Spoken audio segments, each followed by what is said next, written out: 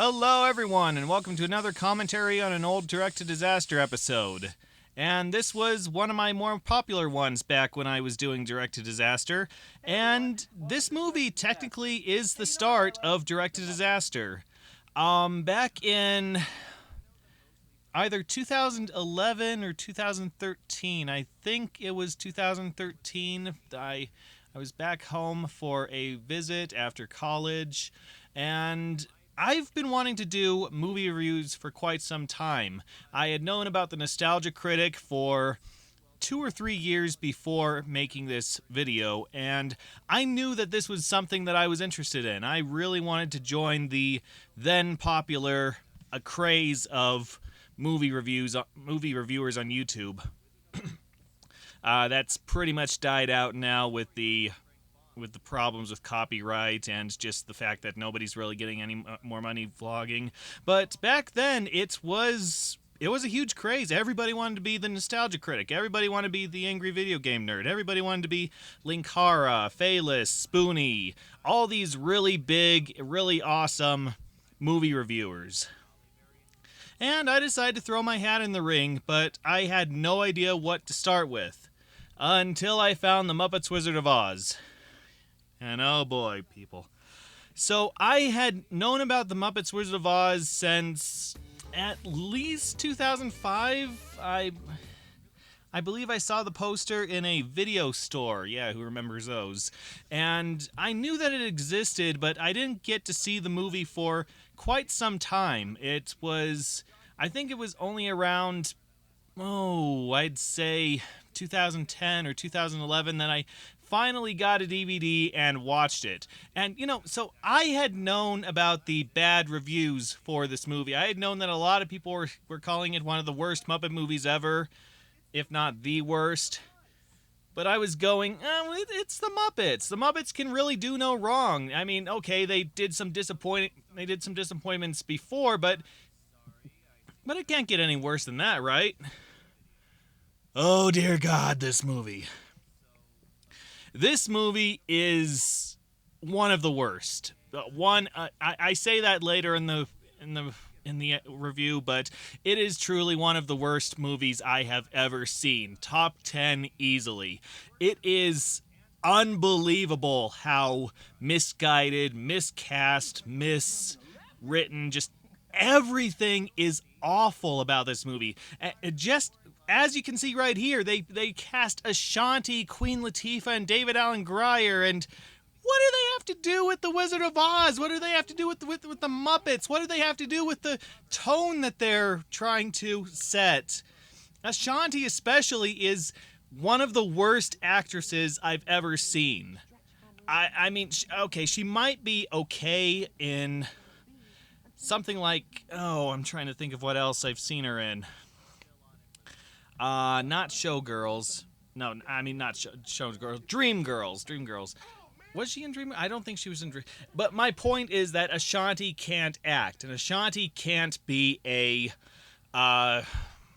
can't be a lead, can't be a kid-friendly audience surrogate character, and she doesn't work. She just does not work in this movie at all. Like I say, your character switches all the time, and she always looks like she's looking off to the side of the screen, like she's always reading off a cue card. And oh boy, and this line, the Girls Gone Wild line, this is what made me realize I'm watching a complete disaster.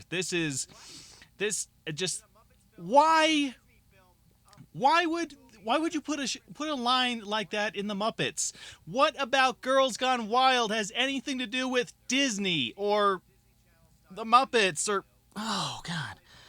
I'm sorry, I'm already going into rant mode here, especially over stuff that I already pointed out in the video, but... Yeah, but that was the first clue that this movie was just gonna tank. Look, the Muppets from Space was bad, but it at least felt like a Muppets movie. It at least had the Muppets being in character, and it had a story that you could see as a Muppets movie. It's just the guest characters and the plotting and the really dark imagery. A lot of that movie is really dark and really unpleasant to look at, but at least I could tell that that was a Muppet movie. This is... oh, God. I don't know what this is. This is like a cheap community theater play that Disney picked up that they just threw the Muppets into and found some pop star that was available at the time. And like I said, they don't have many jokes. Like I said, about 90% of all the jokes are just awkward pauses, and that's true. Like a quarter of the running time is just pausing after all these it's just pausing. It's like later on the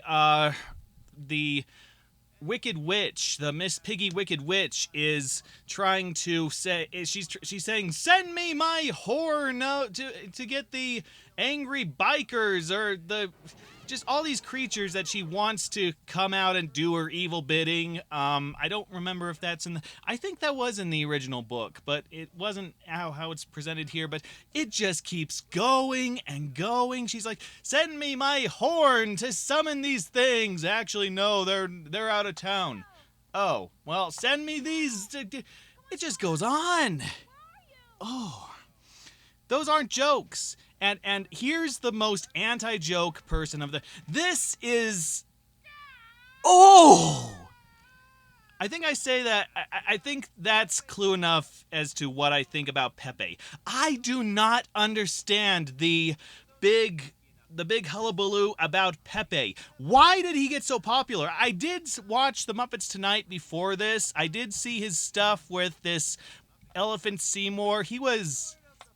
passable? He was...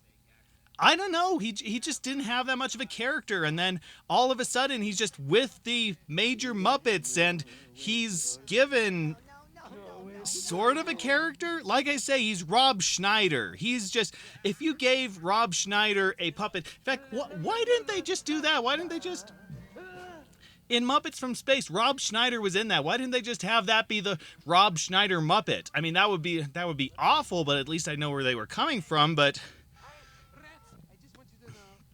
to just have Pepe as a Muppet, he's not even a good Muppet. Look at his eyes; they just never blink, and his mouth is just a flap.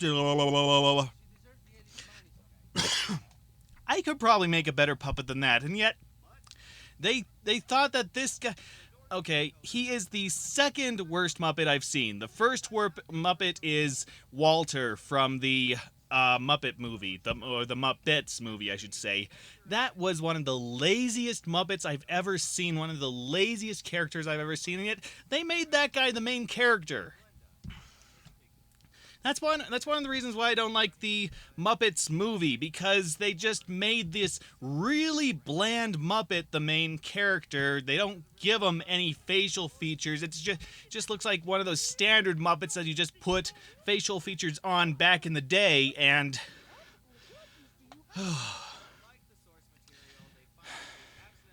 but Pepe's much more annoying. He is just... every time he opens his mouth, I just want to scream, "Shut up!" He is so awful in this. He's awful every other time he appears, but here he's one of the main characters, and when you pair him with Ashanti, who has no character, this movie is crap. This movie is an absolute piece of crap. I know I'm just jumping at... Anyway, I was saying that this started my direct-to-disaster, quote-unquote, persona. And, so after I watched this movie the first time, I just went, oh my God. Yeah, like I said, one of the worst movies I've ever seen. And then flash forward a few years later, when I had known about Nostalgia Critic and how to take videos off the internet and how to record stuff, and this was definitely this was the first thing that I wanted to feature. I actually... I watched the movie again, and most of the stuff that became direct to disaster I came up with after. Sorry, one of my favorite jokes there with the cue cards. Yeah, while I was watching the movie, most of the stuff I came up with was from it was from watching this movie. So yeah, it must have been 2013 because I remember I had the hat. I had the hat. I bought that hat in Utah the first time that I visited, and I was wearing it when I was in Missouri for 2013. So, yeah, it must have been 2013 when I started Direct to Disaster, and I tried to do it in my garage at my home in Missouri. I came up with Direct to Disaster because I'm trying to review. The idea was that I'd be reviewing direct to disaster movies, just these really bad straight to video spin-offs and movies and that sort of stuff. I thought that would be interesting. This other reviewer, Bob's show, he does mostly that, and well, anyway. So yeah, I tried to do it in my garage over in Missouri, and it just got too hot in there, and I couldn't. It was too dusty. I just could not find a good space to first do the direct to disaster show. So I didn't do anything until I graduated from business college in 2014, and then I suddenly realized I had time and I wanted to try the reviewing thing again, and I had by then I had collected all these plug and play games and board games and all that sort of stuff. So I didn't want to do the movies right away. I wanted to show off the other unique things that I had. I wanted to try to set myself apart as a reviewer. So I started with the board games, and then I did the plug and play games, and then I thought I'd do movies, because I thought that by then I would have established what I was going to what I was going to review then. And, that wasn't too bad a setup. If I knew anything about making videos or anything. That's one of the things that's really hard about making these movies. Especially back then, I had absolutely no idea what editing was, or sound balance was, or it really shows. None of the timing in this works. All of the editing is so slapdash. I let things start too early and end too early, or end too late, I should say. Sometimes too early. You can definitely notice audio clipping, audio glitches. My expressions, I don't have any expression. I am just so deadpan and monotonous, which is pretty much what I am today, but it's really bad for you when you're trying to be an angry critic. I could never get that angry critic expression. I could never get that angry critic attitude. And I didn't know what mood to put my persona in, so that's one of the reasons why I just terminated Direct to Disaster and appearing in front of a camera to begin with. And this scene, with Kelly Osbourne, what was the point of that? Like I said, and pretty much every other guest cameo, they at least have a point. They have some sort of role. It's almost as bad as the Hulk Hogan cameo in the Muppets from Space, because it's just like, oh, take this rat, oh, it's Hulk Hogan, and oh, he's going to do a shout out, and then he runs off, and yeah, that was pointless. But the Kelly Osbourne, she's not even a part of a movie. I think they actually cut out the Kelly Osbourne cameo when this was first broadcast, but I didn't see it when it was first broadcast, so I don't know. But yeah, if you think about every other cameo, like the Twiggy cameo from the original Muppet movie. I hate making that distinction, Muppet movie and Muppets movie. But she was like, they kept saying myth, and she was like, yeah, okay, that was funny. That was a good running joke. She had a point. Kelly Osbourne doesn't have a point. I have no idea what that was. This is the one good part of the movie right here. The computer imagery is awful, but at least it's something from the book, and it's something that doesn't go into the original Wizard of Oz movie. which they do try to distance themselves from, but it still comes across as that as they're trying to do the 1938 Wizard of Oz movie again. But yeah, that part where the wizard was turning into all these different characters to intimidate the people coming to visit him, that was good. That I have to give this movie that credit. And then here, yeah, like I say, the Flying Monkeys are a biker gang from The Wiz. Why would you reference The Wiz in your movie, especially a movie you're trying to make good? And the major difference between The Muppets Wizard of Oz and The Wiz is funny. The Wiz is a tolerable movie compared to The Muppets Wizard of Oz. I would rather watch Michael Jackson in clown makeup than these other characters in whatever makeup they're trying to do. And this is another thing. I know this is part of the Muppets movies in general, but they keep breaking out into random song numbers. And again, you could just cut them and nothing would be lost. I think I cut out most of the song numbers while I was reviewing this, but this one was especially painful, where Miss Piggy is trying to do this rock disco inferno number, and all of a sudden she starts tearing the Muppets up at the end. What was the point? In fact, this movie gets really unpleasant. I don't understand why they're mutilating. Oh, God! Oh. This is another favorite part of mine, all these reactions. This is the one time when my reactions work, I think. But, oh, God. Okay, imagine you're 6 years... Oh, actually, you don't even have to be 6 years old. Just imagine that you've been watching the Muppets all your life, all your childhood. I don't know, however long it's been. And then you watch this, and your favorite Muppets are trashed. Oh. That was painful to look through. I remember when I first watched this movie, my mouth was just hanging open. It was just so bad seeing all these Muppets being tortured and killed. And when did they... What was this? Okay, this was funny. I found this Kermit at a thrift store, and I knew that I had to do this scene where I'm just pondering on my innocence lost and my love of the Muppets just torn to shreds. That was a well done scene. But yeah, so was this movie the inspiration for the Happy Time murders? Gotta thank them for that, I guess. Yeah, sure.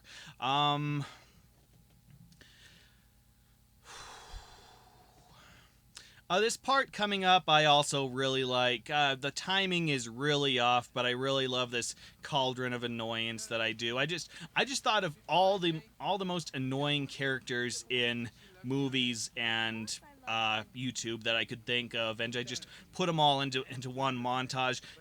Pepe fits perfectly in this. It's just, yeah, exactly. Me right there.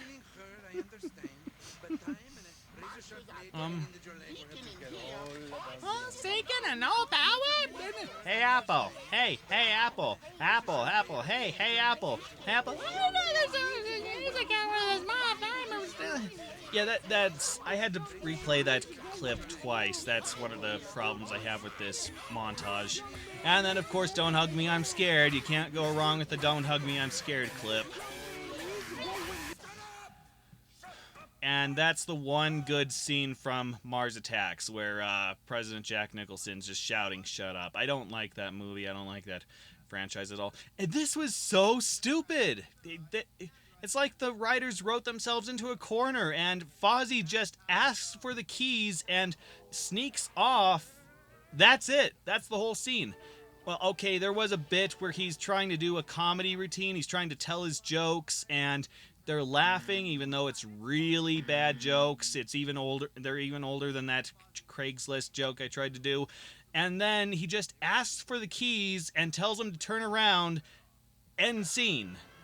There was nothing else to that scene. And then Quentin Tarantino. What the hell?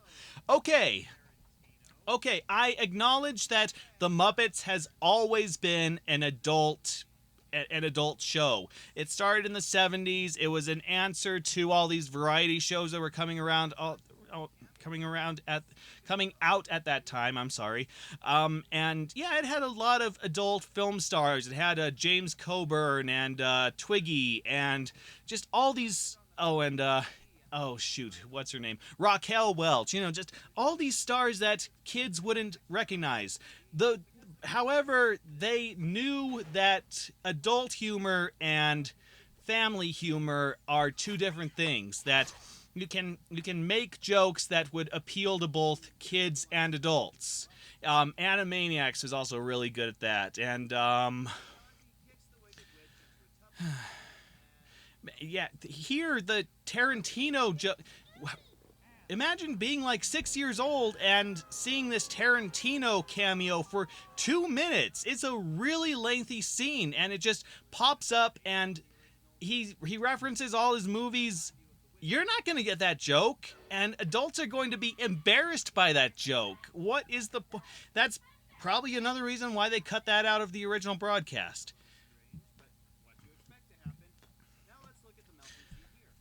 And then, yeah, where Miss Piggy is just melting here and she turns into soup. God!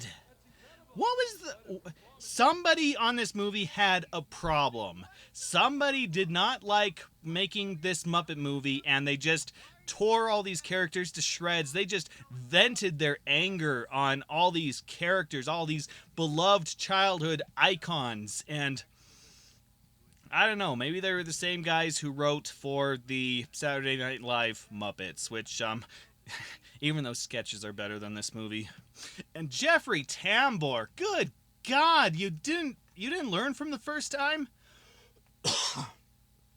Why would you put Jeffrey? Was he just available? Did you not kick him off the set right after Muppets from Space? He was just sitting around going, I need a check. Actually, why am I even saying that? Jeffrey Tambor, it's Jeffrey Tambor. He'll do anything for a beer and a bag of chips. This scene right here, I thought I would enjoy. I didn't. This is mostly. I did write a bit of an outline for this scene, but most of it was ad-libbed, where I'm just mourning over the loss of all charm that the Muppets had, and just talking about my own experiences with the Muppets. Muppets Take Manhattan is still my favorite movie, by the way. But yeah, I thought this would come off as charming and warm-hearted, and I just actually get my emotions across, but no, I just have no on-screen presence. This was especially a bad idea because this was only my third episode in. Nobody knew what my persona was, what my personality was like. So for me to just have this minute-long ramble about how much I love the Muppets, it just feels unjustified. I really hate that I did this scene. I apologize for it. If I could, I'd just go back and take it out. Or at the very least, maybe if I did this scene right after the Muppets were torn apart, maybe it would have worked. But right here, I'm also apparently struggling for things to say, which I am right now. But no, I'm sorry. Please forgive me. I did not mean for this scene to go so long and so pointless. Actually, on that note, there is something that I did forget to mention earlier for the commentary. So when I was talking about how Kermit and Gonzo were miscast as the Scarecrow and the Tin Man, how interesting would it have been for Kermit to be the Tin Man and Gonzo to be the Scarecrow? That would actually make so much more sense, because Gonzo is a Muppet full of heart, full of caring, and so to be put... No, Kermit. I'm sorry. Kermit is the Muppet full of heart and caring, and to just see him without a heart... So why are they making these mistakes? Okay, one good scene about that. One good part about that scene. But yeah, so to have Kermit as the heartless one and then Gonzo as the brainless one, that would have fit their characters a lot more, wouldn't it? At the if you're not going to progress these characters, then at least give them roles that would match their persona. Just have Gonzo as the brainless one, the Scarecrow. He would probably even look better in a Scarecrow outfit, and then Kermit as the Tin Man, who is trying to love but can never get around to it. In fact, how interesting would it be if he actually kind of fell in love with the why wasn't he there when the Wicked Witch showed up? How interesting would it have been if he had a relationship with Miss Piggy as the Wicked Witch, and then she turned him into the Tin Man too, because couldn't really voice his love for her. Right off the top of my head, I'm making a better movie than this. And the Ashanti plot where she's trying to be a pop star, there's no arc. There's literally no arc. She does not learn anything. She does not grow as a character. It's just, I want to be a superstar all throughout the movie. And she finally becomes a superstar. And after this guy's spent countless dollars and a whole lot of money and time and excuse me but yeah, after she's given everything and he's gone through such lengths to give it to her, she says no. She just all of a sudden, poof, she suddenly doesn't want anything. She just wants to go home. And then once she does go home, she says, okay, I want to be a pop star again. These guys have shown up and I'm just joining them. Yeah. Okay, it is kind of weird that Dorothy would just immediately want to go home after being sent to the Wizard of Oz. I mean, really? You don't want to look around and see stuff and see if this is a better place to be than your dreary Kansas town? But at least you can tell that Dorothy is in a strange land and she doesn't like where she is and she feels like she needs to be... she needs to be with her family and help them out, but Ashanti is just so selfish in this. She is... I'm sorry, I just feel like I'm beating a dead horse at this point, just reiterating all the points all over again. It is so... This movie gets everything wrong. The editing is wrong. Just scenes happen. The sets are wrong. They look so cheap, and especially that one with the trees and those guys in front of the blue screen. Oh God. And the characters are wrong. Nobody acts like their characters, not even the Muppets. And Ashanti has no character. The only one who's in character is Pepe, and he is so annoying. And the music's wrong. I don't remember a single thing, and they just come out of nowhere. The pop culture references are wrong. You don't get most of them, and anything that you do, it's... I hate this movie. I did like that last scene there where I'm pointing the gun upwards and shooting at the DVD. That was a lot of fun to do, even though it was a little ruined by the DVD falling to the right.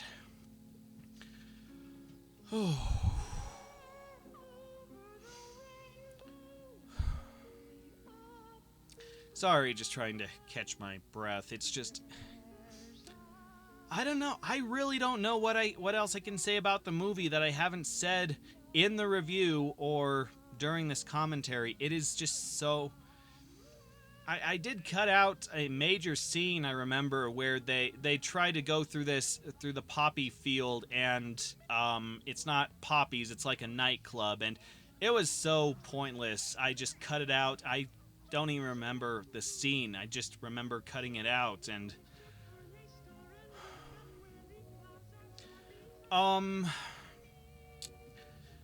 yeah, so I'm not really a fan of the Muppets after, oh geez, maybe as far back as the Muppet Christmas Carol. I mean, Muppet Treasure Island was passable. Muppets from Space sucked. Very Merry Muppet Christmas sucked. Muppets Wizard of Oz really sucked. The Muppets. Yeah, I liked the Muppet Show segments. Muppets Most Wanted sucked, except for that Stanley Tucci or Tukey, I don't know how to pronounce it, and Sam Eagle music number, that was pretty good. But I just and um was that all the Muppet movies? I think so. The Muppet shorts, the Muppet online shorts are okay, or some of them are. I like the popcorn one, but I don't really like that Bohemian Rhapsody one. I haven't really followed the Muppets for quite some time, but it's just because I don't think Disney's done anything with them after Jim Henson died. They just shoehorned them and everything.